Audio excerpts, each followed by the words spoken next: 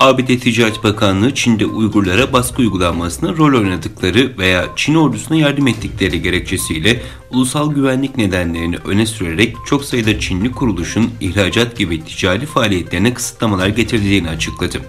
40 kuruluşun kara listeye alınmasıyla ilgili açıklamada bunların 34'ünün Çin, 3'ünün Gürcistan, 2'sinin Türkiye ve 1'inin Malezya'da bulunduğu, kalan 3'ünün birden çok yerde kayıtlı olduğu belirtildi. Rusya ve Ukrayna arasında yaşanan gerginliğe ABD ve NATO'nun ardından Çin de resmen dahil oldu. Rusya Devlet Başkanı Vladimir Putin ile Çin Devlet Başkanı Xi Jinping'in dünkü video konferans görüşmesinde iki ülke arasında yeni işbirliği modeli oluşturulması kararı alındığı açıklandı. Görüşmenin ardından Putin iki ülke arasında iç işlerine karışmadan çıkarlarına saygılı olarak ortak bir yeni işbirliği modeli oluşturulmuştur ifadelerinde bulundu. Çin bandıralı 4 sahil güvenlik gemisinin Doğu Çin denizindeki tartışmalı Senkaku adalarının etrafında Japonya karasularına girdiği bildirildi. Japonya sahil güvenliğinin bölgeyi terk etmeleri yönündeki uyarıları sonucu Çin'e ait gemiler bölgeden ayrıldı.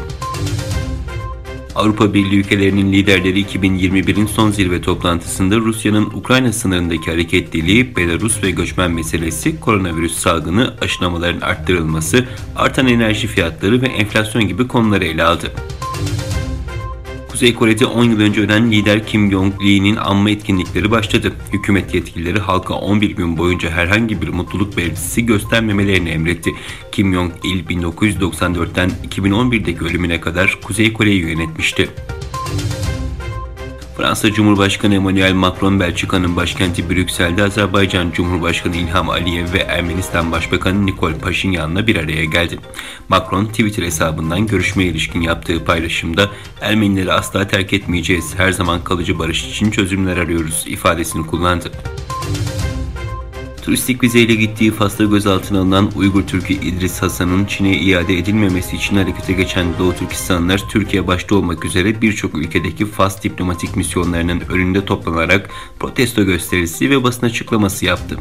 Uluslararası insan hakları örgütleri de konuya yoğun ilgi gösterdi. Fas yargısı, Pekin yönetiminin talebi üzerine tutuklanan bilgisayar mühendisi İdris Hasan'ın Çin'e iade edilebileceği yönünde karar almıştı. 3 çocuk babası İdris Hasan'ın resmi oturum belgeleri Türkiye'de görünüyor. Konuyla ilgili açıklama yapan Doğu Türkistan Enformasyon Merkezi ETİ'nin eski başkanı Abdülcelil Karakaş, Batı ülkeleri Uygurlara sahip çıkarken Arap ve İslam ülkelerinin sessiz kalmasının utanç verici olduğunu söyledi. Çin'in Uygurlara yönelik insan hakları ihlallerinin birçok ülke parlamentosu tarafından soykırım olarak tanımlandığını hatırlatan Karakaş, İdris Hasan'ın Çin'e iade edilmesi durumunda işkence ve ölümün onu beklediğini vurguladı.